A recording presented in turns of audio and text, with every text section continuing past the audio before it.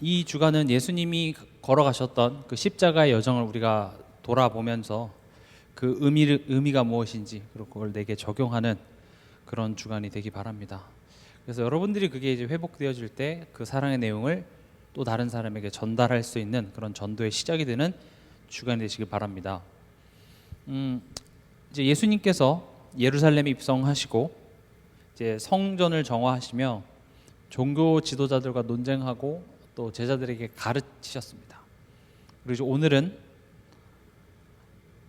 예수님의 발에 향유를 붓는 장면이 나오고 또 가룟 유다가 예수님을 팔 결심을 하는 이제 그 장면이 나옵니다. 그래서 오늘의 말씀의 제목은요, 천국이 만든 헌신과 지옥이 낳은 배신이라는 말씀의 제목을 가지고 말씀을 나누고자 합니다. 지금 한 장면에 한 사람은 예수님에게 향유를 붓는 결심을 하고요, 또 한 사람은 예수님을 팔기로 결심을 합니다. 똑같은 장면인데 그 한 장면에서 굉장히 다른 극단적인 열매들이 나타나죠.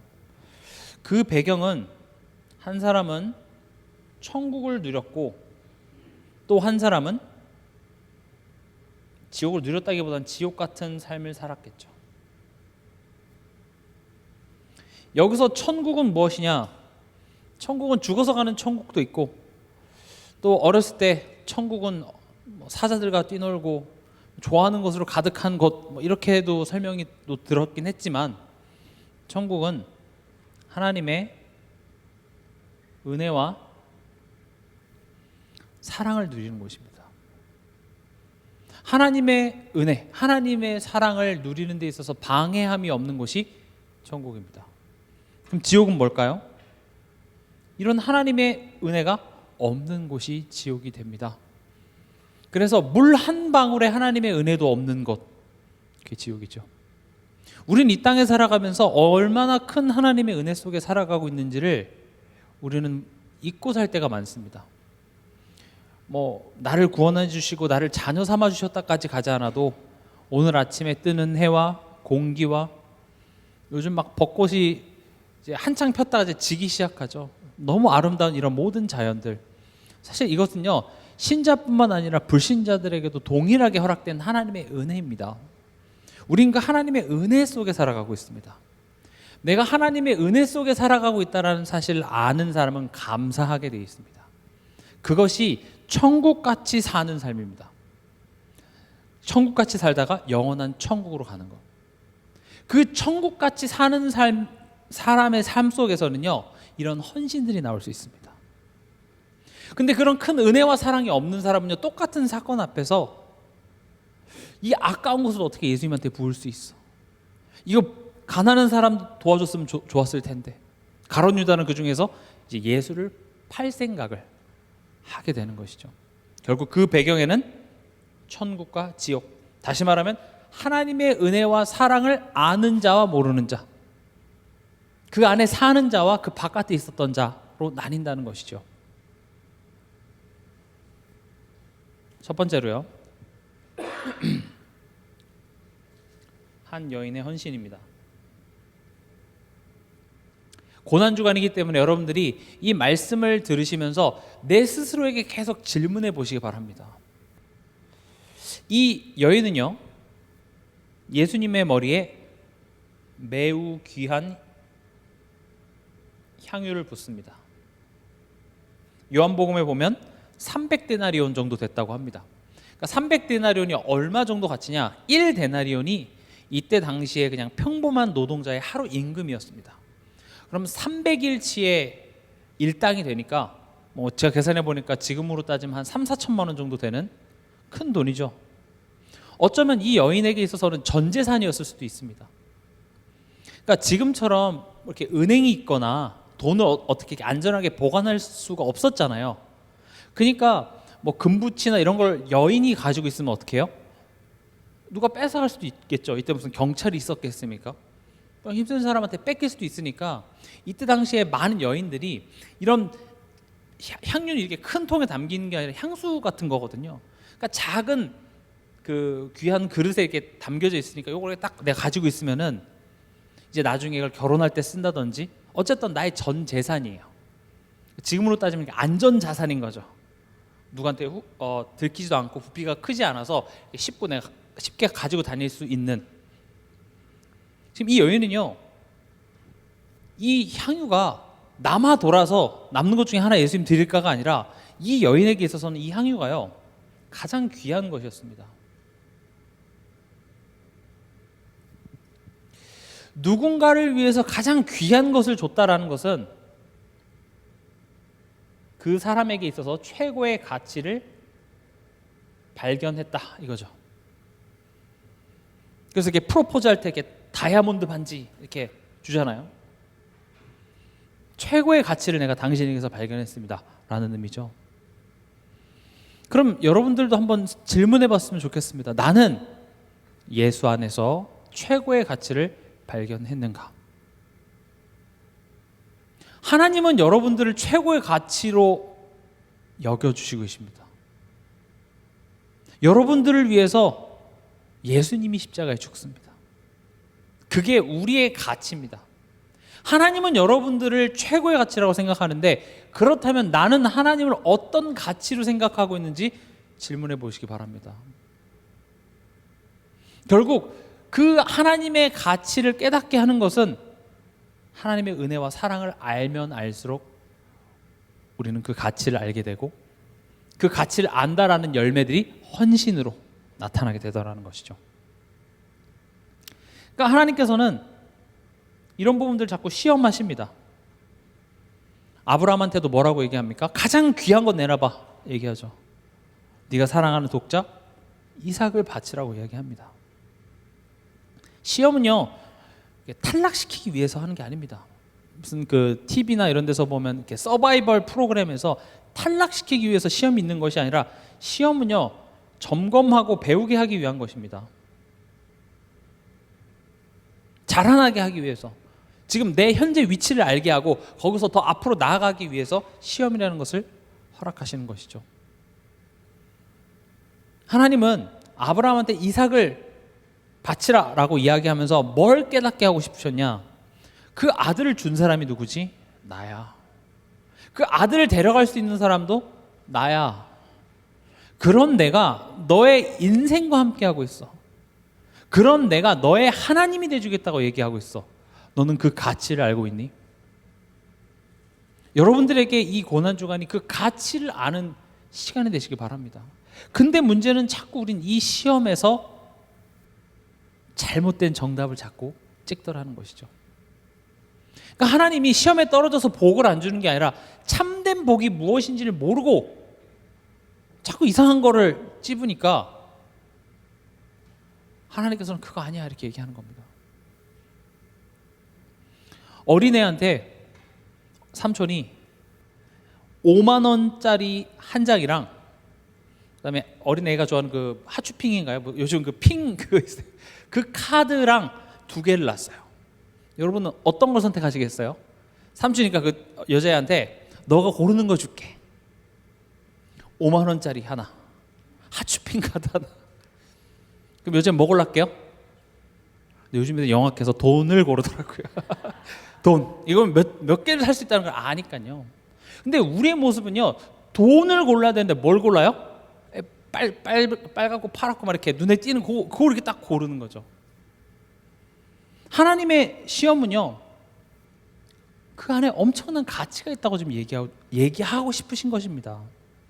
바울도 얘기하죠. 골로새서 2장 3절에 그 안에는 지혜와 지식의 모든 보화가 감추어져 있느니라. 어떻게 예수 안에서 보화 좀 발견하셨습니까? 저도 지금 발견하는 중입니다. 조금 나왔어요. 파면 팔수록 더 많이 나옵니다.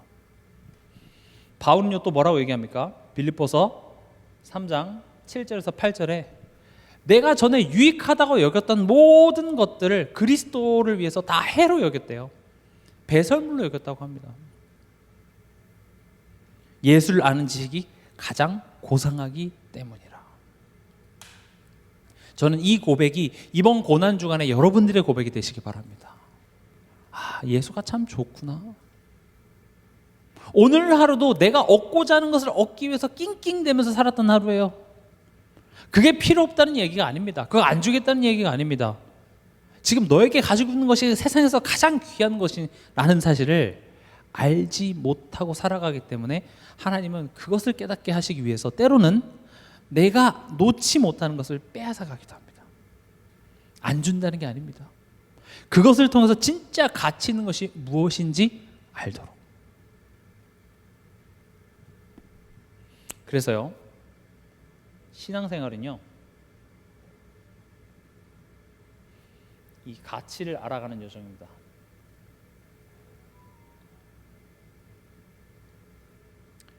우리가 잘 아는 마태복음 13장 44절에서 46절을 보면은요,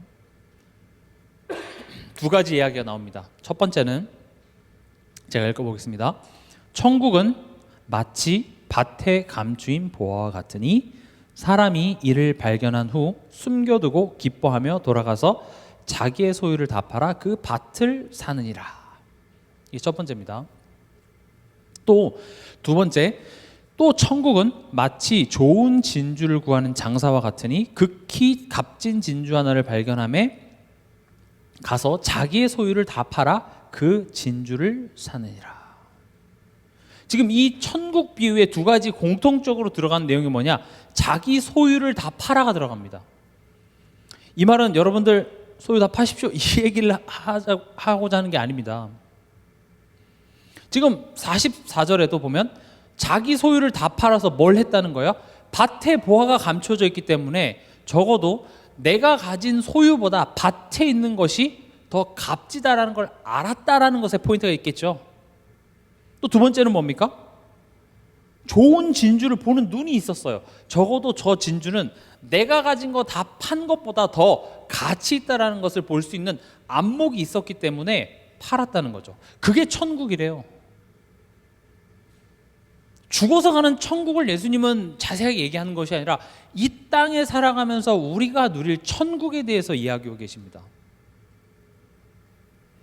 그러니까 자기 소유를 다 팔았다. 지금 이 여인에게도 이 향유가 이 여인에게 있어서는 자기의 전부일 수 있거든요. 근데 이 여인은 자기 모든 것을 드린 것이 아니라 사실은요, 천국이 만든 헌신입니다. 천국을 누리고 있는 중이에요. 내 돈을 드린 것 같지만 사실은 하나님이 부어주실 그 축복의 그릇을 나는 갖다 댄 것 뿐이에요. 내가 내 시간을 하나님께 드린 것 같지만 아니에요. 하나님은 영원의 축복에 그 시간을 내게 허락하시는 시간이라는 것이죠. 그걸 깨닫는 게 천국이래요. 그걸 깨닫도록 하나님께서 만드신 시스템이 뭡니까? 그게 교회예요. 누가 봤을 땐 교회에서 보내는 시간이 밀어내 보일 수 있습니다. 교회 내는 헌금, 교회에서 내가 일하는 것, 누가 봤을 때는 참 미련한 짓 같이 보일 수 있습니다. 마치 이 여인이 예수님의 머리에 몇 천만 원 되는 그 향유를 붓는다는 것 자체가 이해가 되질 않아요. 그러니까 제자들의 반응이 어떻습니까?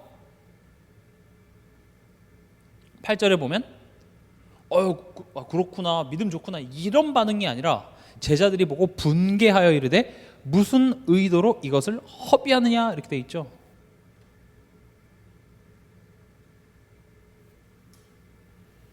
그럴 수 있습니다. 때로는 우리의 신앙생활이 예수 적당히 믿어야지, 너무 그렇게 하면 안 된다, 그렇게 생각할 수 있습니다. 그러나 우리는요, 다른 비밀이 있습니다. 우리 이만큼 드리면 하나님이 이만큼 주신다라는 어떤 그런 계약적인 관계가 아니라 하나님이 지금 내게 주신 이 은혜와 사랑이 너무 놀라워서요. 내가 다 드려도 하나님은 이거보다 더한 것으로 내게 항상 채워주고 계심을 믿으니까요.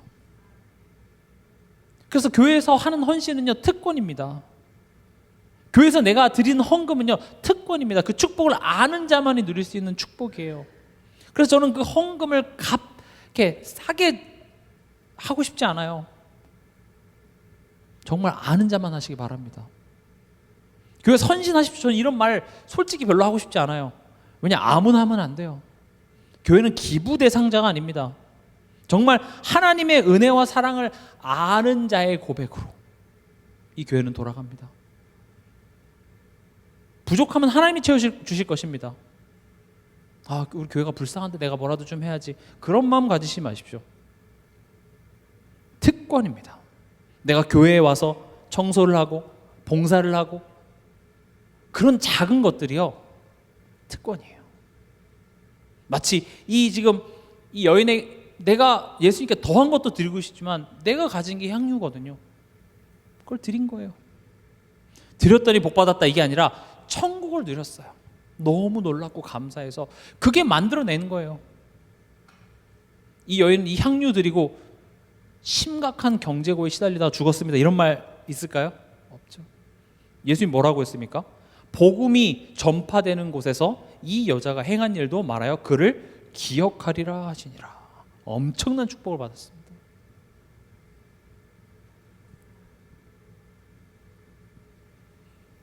그래서 이 말씀을 통해서 우리가 붙잡아야 될 내용은 뭐냐? 가치를 알아볼 수 있는 눈, 우리 이걸 안목이라고 하죠.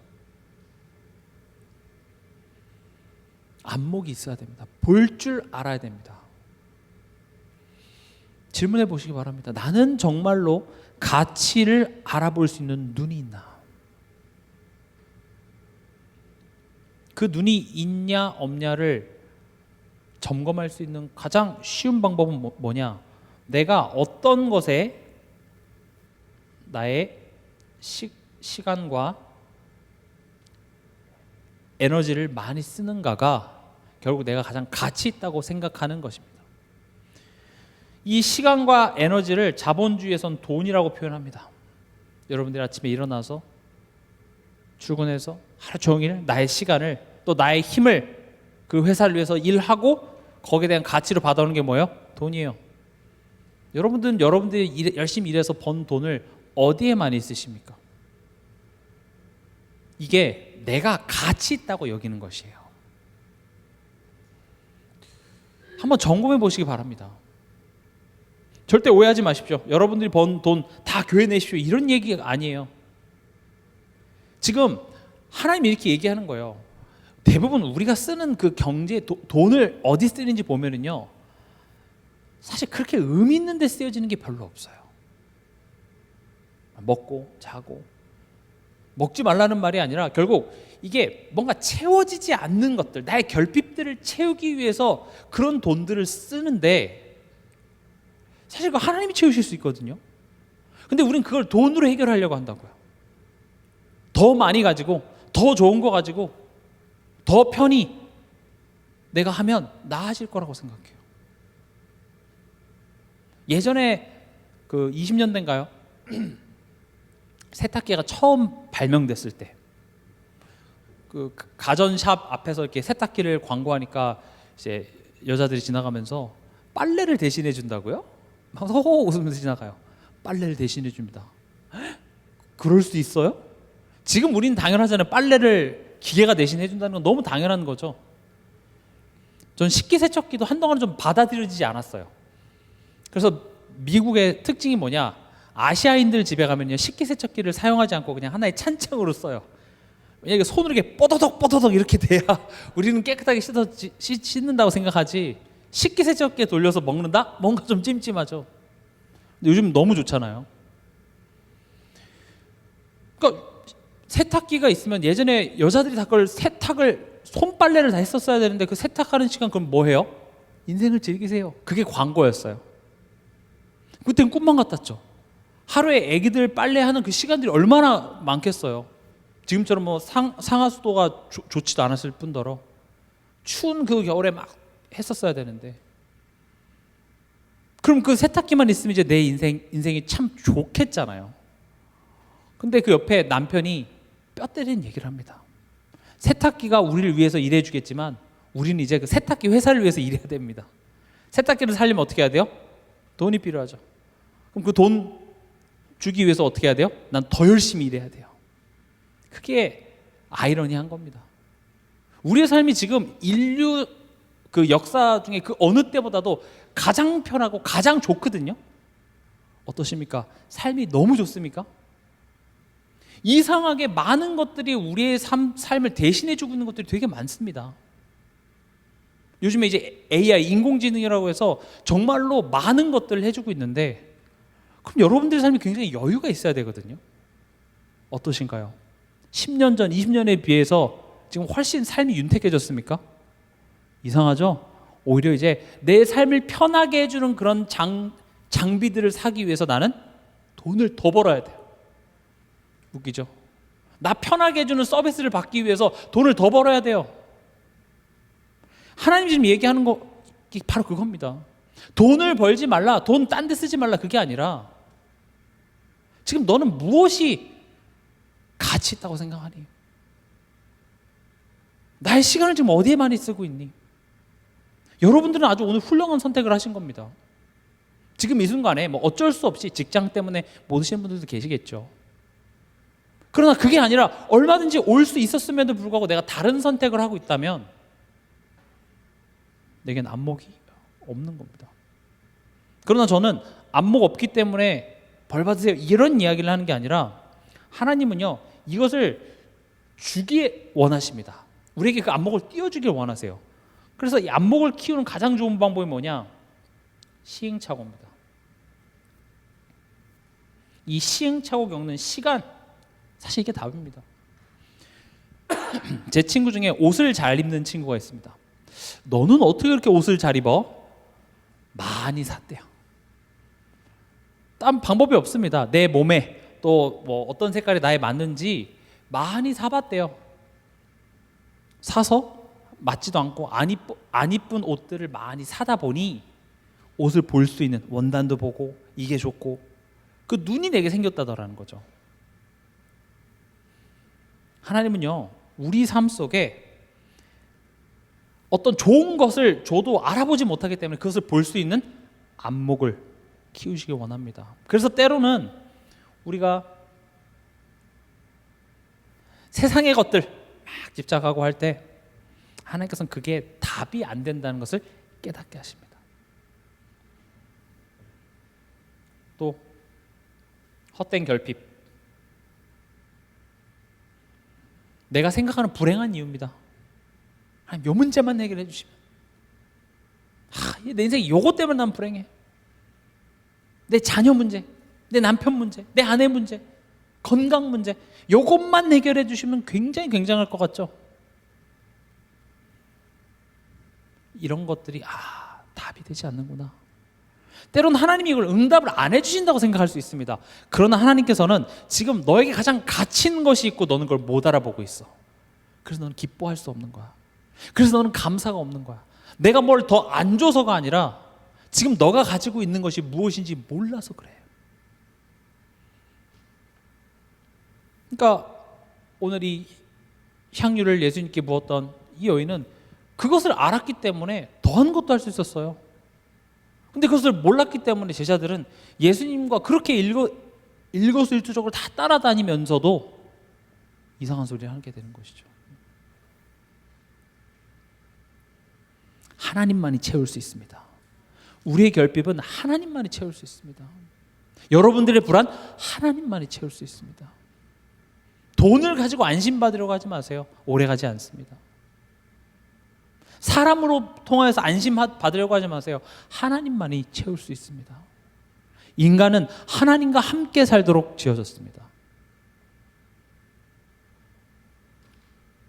하나님이 나를 사랑하시고 내 인생을 인도하신다는 그 사실을 믿는 믿음 안에서만이 인간은 평안할 수 있습니다. 근데 우리 체질은 자꾸 그것을 놓칩니다. 심지어 우리가 사는 이 세상은 그런 것들이 별로 효력이 없다고 얘기합니다. 그래도 돈 벌어야지, 그래도 집 하나는 네 이름으로 돼 있어야지, 그래도 뭔가 너 자산이 이 정도는 돼야지, 그런 식으로 여러분들을 두렵게 만든다고요. 한국에서 두려움이 제일 잘 먹히는 시장이 하나 있는데 그게 뭐냐? 교육시장입니다. 특히 돈 있는 엄마들한테 가서요, 아직도 안 하셨어요? 이런 얘기하면 돈이 그냥 쭉쭉 나옵니다. 엄마들끼리 야, 그 선생님 좋대, 그 과외 해야 된대, 뭐 그런 거래 하면서 집에 오다가 생각하는 거죠. 우리 아이도 좀 해줘야 되나? 또 또 왠지 그거 안 해주면 나는 좋은 엄마 아닌 것처럼 이렇게 얘기를 한다니까요. 아, 그 정도는 해주셔야죠. 돈 나가는 거예요. 장사하시고 싶으면 그렇게 하세요. 두려움을 갖고 장사를 하면 기가 막힙니다. 하나님이 얘기하십니다. 가치 없는 것에 시간과 에너지 허비하지 말고 가치 있는 것으로 돌아오라는 겁니다. 뭐 더 달라고 할 게 아니라 여러분들에게 이미 있습니다. 그것 때문에 여러분들은 가치 있는 사람이 되어버렸습니다. 예수 그리스도의 사랑 안에 있습니다. 시시하십니까? 천지를 지신 그 하나님께서 성령으로 여러분들과 함께 하시며 앞으로 여러분들이 걸어갈 인생의 길을 동행하신답니다. 엄청 귀한 겁니다. 그것을 우리가 깨달아 가는 겁니다. 때론 우리의 어리석음 선택들을 하나님께서는 보시면서 깨닫게 하세요. 봐봐, 그거 너한테 도움 안 되지? 그래, 그리스도로 돌아와. 다시 복음으로 돌아와. 두 번째입니다. 가룟 유다가 나오죠. 가룟 유다 이 나쁜 새끼 이렇게 얘기하지 마시고요. 우리의 모습입니다. 성경을 보면 볼 때 꼭 이렇게 착한 사람을 내 모습이라고 착각하는 경우가 많습니다. 대부분 우린 나쁜 사람일 경우가 많습니다.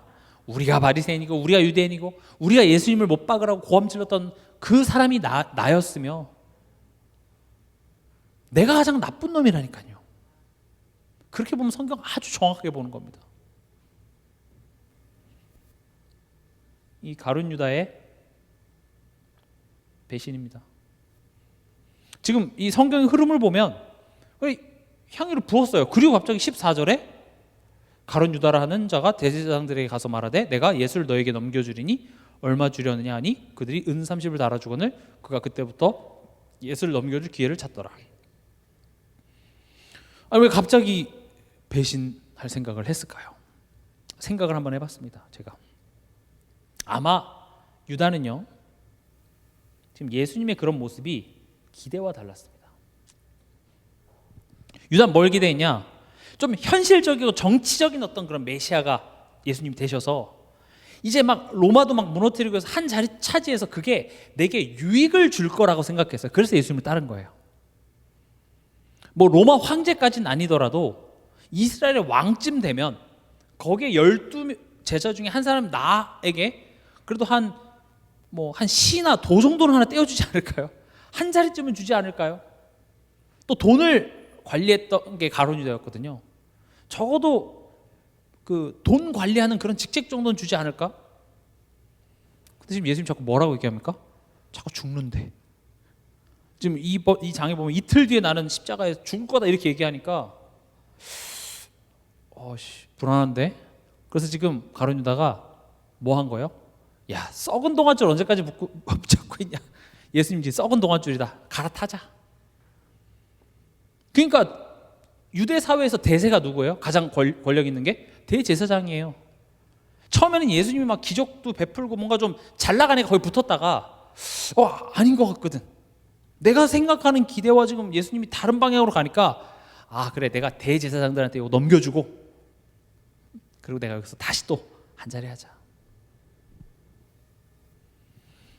내 기대와 다르니까 가장 값진 것을 포기해버립니다. 우리도 그러지 않은지 한번 되돌아봤으면 좋겠습니다. 내 기대와 달라요. 내가 바랬던 것, 내가 구했던 것, 내가 원했던 대로 상황이 흘러가지 않으면 우리는 예수님이라는 썩은 동아줄을 놔버리고 세상으로, 나의 경험으로 또 돌아가는 우리의 모습입니다. 그래서 십자가입니다. 우린 그렇게 쉽게 돌아가요. 안 그런 줄 아십니까? 하루도 많이 그럽니다. 그래서 예수님이 십자가에서 그런 우리의 어리석음을 대신해서 한 번에 영원히 모든 문제를 해결하지 않으시면 안 돼요. 그렇지 않으면 우리는 매 순간마다 지옥에 갈 수밖에 없어요. 근데 예수님께서는 그 죄값을 단번에 영원히 치르시기 위해서 십자가에 죽으셔야만 했다라는 것이죠. 또 가룟 유다가 왜 갑자기 배신했냐? 이 돈에 대한 집착 때문에 그렇습니다.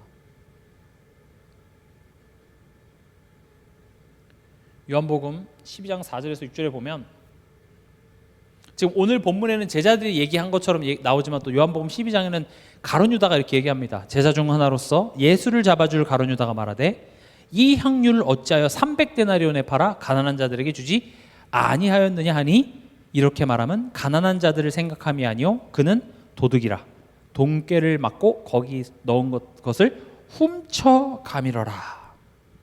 가룟 유다가 왜 예수님을 배신했냐? 예수님이 더 이상 돈이 될 것 같지 않거든요. 예수님이 죽어버리면, 그리고 저 지금 한 대충 봐도 한 4, 5천 정도 되는 저 비싼 향유를 예수님 머리에 붓는다? 아, 이건 내 상식으로 맞지 않는 거예요. 내가 계산기를 두드려 봤는데 맞지 않는 거예요. 때론 하나님이 하시는 일이 내 계산기 두드리는 거랑 안 맞을 때가 있을 수 있습니다. 근데 그냥 돈이 필요하다, 필요하지 않다가 아니라 돈에 집착을 해서 결국 뭘 했답니까? 그는 도둑이라 이렇게 돼 있어요. 도둑질을 한 거예요. 여러분, 도둑질이라는 것은요, 윤리적으로만 잘못된 차원이 아니라요, 골로새서 3장 5절에 보면 탐심은 곧 우상숭배니라 라고 되어 있습니다. 보세요. 단순히 남의 물건을 훔치는 행위만 지금 전 얘기하는 게 아니라 왜 그걸 훔치려고 할까요? 왜 도둑질하죠, 사람들이? 여러분들이 뭘 갖고 싶으면 어떻게 해요? 갖고 싶다 이렇게 하죠. 좀 적극적인 사람은 돈을 모아야겠다, 뭐 가격을 알아본다든지 하지, 야구방망이를 하나 갖고 와서 그 창문을 깨고 와서 그걸 훔치지는 않는단 말이죠. 친구 집에 놀러 갔는데 좋은 뭐 백이 있어요. 그럼 이제 집에서 남편을 쪼르지 그것을 훔쳐오지는 않는다고요. 정상적인 사람이라면. 그럼 왜 도둑질을 할까요? 여러 가지가 있겠지만 결국은요, 이 탐심, 이 물건을 가지고 나의 부족함을 채우려고 하는 거예요. 나의 두려움, 또 뭡니까? 내 과거의 상처 채우려고 한다. 돈으로 대신하려고 하는 거예요. 그래서 탐심은 우상숭배가 되는 겁니다. 그리고 훔치는 그 자체도 도덕적으로도 잘못됐고요. 근데 도둑질하는 것이 잘못됐다라는 걸 모르는 사람이 있을까요? 알아요. 도둑질하는 거 잘못됐어. 알아도 그걸 한다라는 것 자체가 뭐예요? 종이에요. 내가 선택해서 그래, 오늘은 도둑질 한번 해볼까? 이렇게 하지 않고 물건 어디 가게 들어갔는데 하는 거 있잖아요. 물론 때론 그 도벽 습관적으로 하는 사람이 있어요. 경제적으로 풍요로워도 그 하기 전에 그 두려움, 그리고 그걸 딱 하고 나왔을 때 어떤 그런 쾌감, 거기에 중독돼서 도둑질하는 그런 사람도 있거든요. 어쨌든 간에 그것으로 채워지지 않는다는 것이죠. 그러니까 가룟 유다는 예수님을 따라다녔지만 사실은 다른 것으로 나를 채우다 보니 이런 문제와 사건 앞에서 넘어지더라는 것입니다. 여러분, 교회 다닌다고 해서 다 성도가 아닐 수도 있습니다. 문제 드러나 보면 압니다. 그 사람이 어떤 선택을 하는지를 보면 그 사람 속에 무엇이 있는지 알 수 있습니다. 때론 도덕적으로 인격적으로 훌륭하지 못해도 결국 그 사람이 복음 앞에 예배 자리에 나와 있다면 그 사람 속에 성령이 있다는 것은 확실합니다. 안 그런 사람들은 모르겠어요. 그러나 저는 나쁘게 얘기하고 싶지는 않습니다. 하나님께서 그렇지 못한 사람도 뭘 기르시기 원합니까? 시행착오를 통해서 안목을 기르시기 원한다는 것이죠. 그래서 교회에서 혹 그런 선택을 못할지라도 우리는 그들 위해서 기도해 줘야 됩니다. 왜요?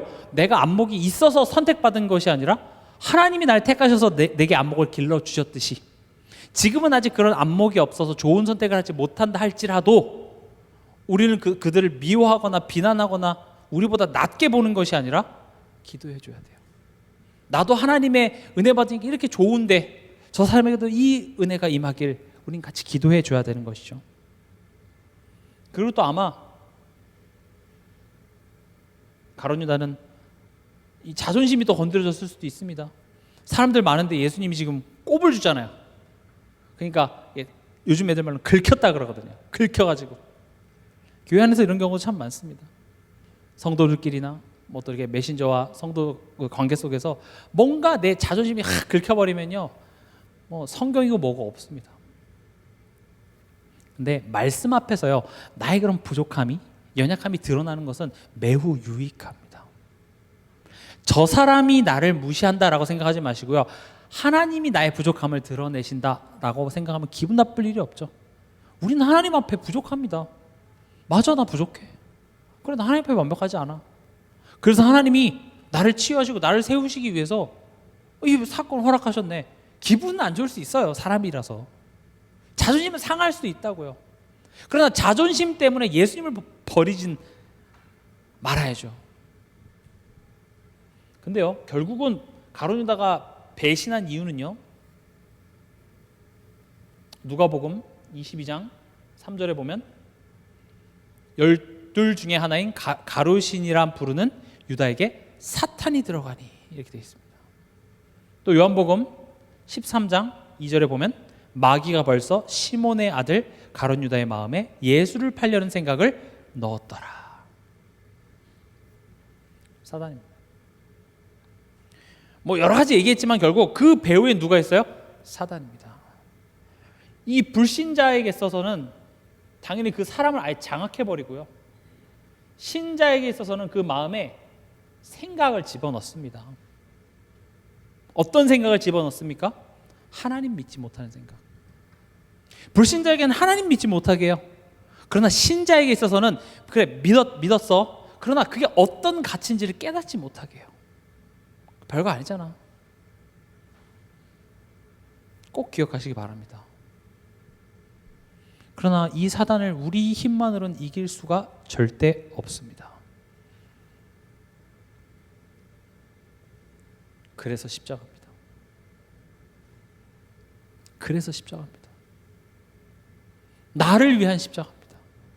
오늘도 수도 없이 사단이 주는 그 생각 앞에 나는 가치 있다고 생각하는 가치 있는 것들을 많이 놔버리고요, 내가 생각하는 가치 없는 것들을 집착하고 그거 붙잡으려고 아둥바둥했던 나예요. 이렇게 말씀을 들어도 또 돌아가는 납니다. 그래서 십자가입니다. 아, 그래서 예수님이 나를 위해서 고난을 받으셔야 됐구나. 그래서 예수님이 십자가에서 죽으셔야만 했구나.